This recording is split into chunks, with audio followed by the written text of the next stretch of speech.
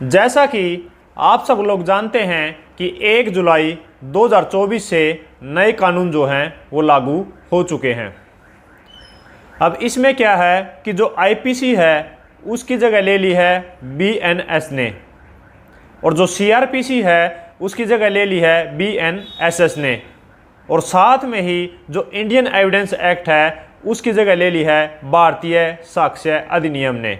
तो इसके साथ ही हम ये भी जानेंगे कि क्या चेक बाउंस केसेस में भी कोई नया कानून आया है, या फिर साथ में हम ये भी जानेंगे कि जो आईपीसी है, जो बीएनएस बन गया है, या फिर सीआरपीसी है, या फिर एविडेंस एक्ट है, जो ये कानून अब चेंज हो गए हैं, तो इनकी वजह से क्या चेक बाउंस केसेस में कोई प्रभाव पड़ा है, जिससे कि चेक बाउंस केस का कोई प्रोसीजर चेंज हो चुका है। सो फ्रेंड्स, मैं हूं एडवोकेट मोहित और आप देख रहे हैं हमारा चैनल मोहित सिंगरवाल।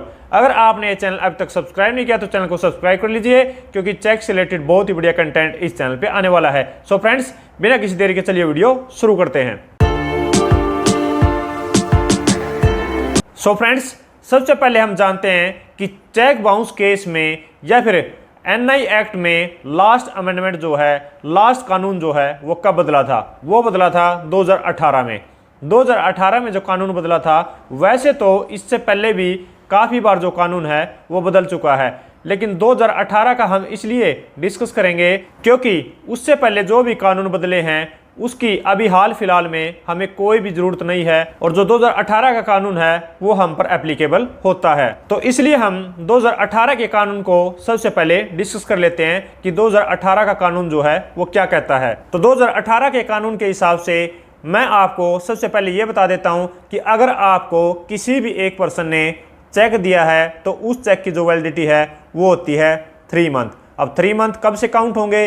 वो होंगे जब भी किसी भी पर्सन ने आपको एक चेक इशू किया है और उस पर कोई भी डेट जो है वो मेंशन कर दी गई है, तो उस डेट से उसके 3 मंथ जो हैं वो स्टार्ट हो जाते हैं, और उस चेक की जो वैलिडिटी है वो 3 मंथ रहती है। आप 3 मंथ में उस चेक को कितनी बार भी लगा सकते हैं। लेकिन अगर वो जो चेक है वो लगाने के बाद बाउंस हो जाता है, तो बाउंस होने के बाद आपको जो है एक लीगल नोटिस जो है वो एक्यूज्ड को देना होता है। अब 1 महीने के अंदर अंदर आप उसको अगर लीगल नोटिस देंगे तो आपका जो है वो चेक बाउंस का केस बनता है। लेकिन अगर आप 30 दिन के अंदर अंदर उसको लीगल नोटिस नहीं देते तो आपका जो चेक है वो खराब हो सकता है।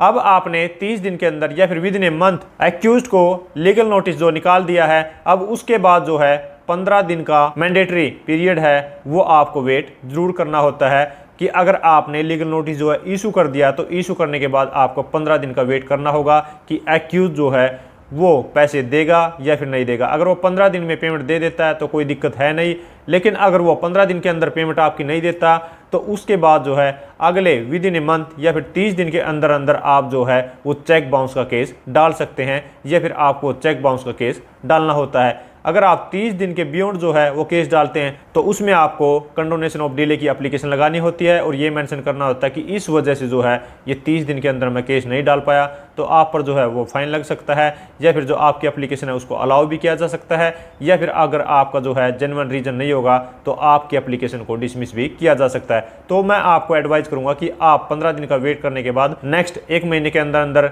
या फिर 30 दिन के अंदर अंदर चेक बाउंस का केस जरूर डाल दें, नहीं तो आपका जो चेक है वो खराब हो सकता है। तो अब यहाँ पर जो नए कानून एप्लीकेबल हुए हैं उनका इफेक्ट यहाँ पर आ जाता है। अब कैसे इफेक्ट पड़ा है वो मैं आपको बता देता हूँ कि अगर आपने अब नेक्स्ट 30 डेज के अंदर अंदर जो है वो चेक बाउंस का केस डाल दिया, तो पहले क्या होता था? पहले ये था कि चेक बाउंस का केस डालने के बाद ही जो कंप्लेनेंट की प्रिलिमिनरी एविडेंस होती थी, और एविडेंस होने के बाद जो है एक्यूज को समन इशू कर दिए जाते थे। लेकिन अब ऐसा बिल्कुल भी नहीं होता। अब होता है कि जैसे ही कंप्लेनेंट ने 30 दिन के अंदर अंदर वो केस डाल दिया है, तो केस डालने के बाद जो है वो कोर्ट डायरेक्ट नोटिस निकाल देती है एक्यूज्ड को। वो नोटिस क्या है? वो एक कोर्ट की तरफ से नोटिस है कि एक्यूज्ड को उस केस में पेश होना है। उसको पहली डेट पे कोई भी बेल करवाने की ज़रूरत नहीं है, वो सिंपली पहली डेट पे जो है उस केस में पेश होगा।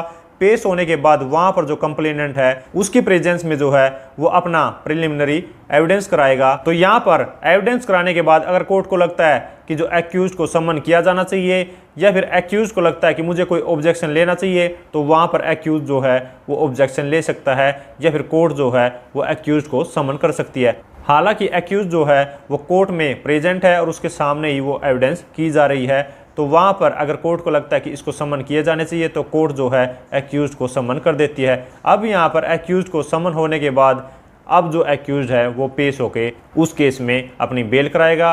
बेल कराने के बाद जो है उस पर चार्ज लगेगा, चार्ज फ्रेम होगा और उसके बाद जो है उसको प्ली ऑफ डिफेंस भी लिखानी होगी कि वो अपने डिफेंस में क्या प्ली लेना चाहता है। तो अब यहाँ पर कंप्लेनेंट के पास एक ऑप्शन आता है कि वो यहाँ पर अंडर सेक्शन 143A 20% की एप्लीकेशन लगा सकता है कि एक्यूज से मेरे को जो है वो 20% दिलवाया जाए।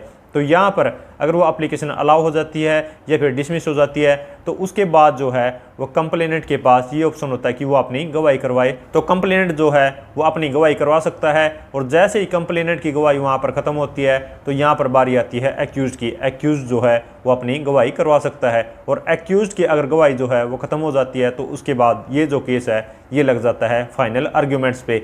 फाइनल आर्ग्यूमेंट्स पे दोनों तरफ से वकील जो हैं वो आर्ग्यूमेंट करते हैं। आर्ग्यूमेंट करने के बाद जो है इस केस का डिसीजन आ जाता है। तो अब यहाँ पर डिसीजन आने के बाद अगर अपराधी जो है एक्यूज्ड जो है वो बरी हो जाता है तो उसको एक्विटल के बेल बॉन्ड जो है श्योरिटी बॉन्ड्स जो हैं वो फर्निश करने होते हैं और अगर उसको कन्विक्शन दे दी जाती है तो यहाँ पर उसके वकील के द्वारा एक सस्पेंशन ऑफ सेंटेंस की एप्लीकेशन फाइल की जाती है कि इसके सेंटेंस को जो है वो सस्पेंड किया जाए। तो उसी दिन जो है वो एक्यूज्ड को बेल मिल जाती है या फिर उसका जो सेंटेंस है उसको सस्पेंड कर दिया जाता है कि वो अब जो है नेक्स्ट 30 डेज के अंदर अंदर अपील फाइल कर सके। तो ये तो प्रोसेस हो गया कि अगर अपराधी जो है उस केस में पेश हो जाता है तो। लेकिन अगर अपराधी उस केस में पेश नहीं होता कोर्ट के नोटिस करने के बाद तो यहाँ पर उसकी एब्सेंस में जो है वह कंप्लेनेंट अपना प्रिलिमिनरी एविडेंस करवा सकता है और एविडेंस होने के बाद जो है वो एक्यूज को समन किए जाएंगे और समन करने के बाद जो है अगर अपराधी तब भी नहीं आता तो उसके जो है वो बेलेबल वारंट इशू कर दिए जाते हैं। अगर वो बेलेबल वारंट पर भी नहीं आता तो उसके नॉन बेलेबल वारंट जो है वो इशू कर दिए जाते हैं और अगर वो नॉन बेलेबल वारंट पर भी नहीं आता तो उसके non bailable warrant through SSP कर दिए जाते हैं और अब भी अगर वो नहीं आता तो उसकी प्रोक्लामेशन प्रोसीडिंग्स जो हैं वो इशू कर दी जाती हैं और अगर वो प्रोक्लामेशन प्रोसीडिंग्स के बाद भी नहीं आता तो उसको प्रोक्लेम्ड ऑफेंडर जो है प्रोक्लेम्ड पर्सन जो है वो डिक्लेयर कर दिया जाता है। तो यहाँ पर जो है अब कंप्लेनेंट के पास ये ऑप्शन होता है कि या तो जो एक्यूज की लिस्ट ऑफ प्रॉपर्टी दे और उस प्रॉपर्टी को अटैच करवाए या फिर वो पुलिस के भरोसे बैठा रहे कि पुलिस जो है उसको कब अरेस्ट करेगी और जब भी उसको पुलिस अरेस्ट करेगी तो उस केस की जो प्रोसीडिंग्स हैं तो दोबारा शुरू हो जाएंगी। तो ये है प्रोसेस कि अगर अपराधी जो है वो केस में नहीं पेश होता तो अब केस में क्या होगा। सो फ्रेंड्स, आशा करता हूं कि आप लोगों को ये पता लग गया होगा कि जो छोटा सा चेंज है वो क्या आया है। वो आया है सिर्फ फाइलिंग के टाइम पे जैसे ही केस फाइल होता है तो यहाँ पर अब सम्मन की जगह जो है वो पहले नोटिस इशू किया जाता है और एक्यूज को कोई भी बेल कराने की जरूरत नहीं है। सो फ्रेंड्स, आशा करता हूँ कि आप लोगों को समझ आ गया होगा कि कितना जो है चेक बाउंस केस में चेंज आया है और कितना एज इट इज बिल्कुल ही सेम है। सो फ्रेंड्स, अगर ये वीडियो आपको अच्छी लगी तो लाइक कीजिए, शेयर कीजिए और अगर आपने चैनल अभी तक सब्सक्राइब नहीं किया तो चैनल को सब्सक्राइब कर लीजिए क्योंकि चेक बाउंस से रिलेटेड बहुत ही बढ़िया कंटेंट इस चैनल पे आने वाला है। सो फ्रेंड्स, इस वीडियो में इतना ही। मिलते हैं नई वीडियो में नए किसी लीगल टॉपिक के साथ। तब तक के लिए thank you so much. Bye bye.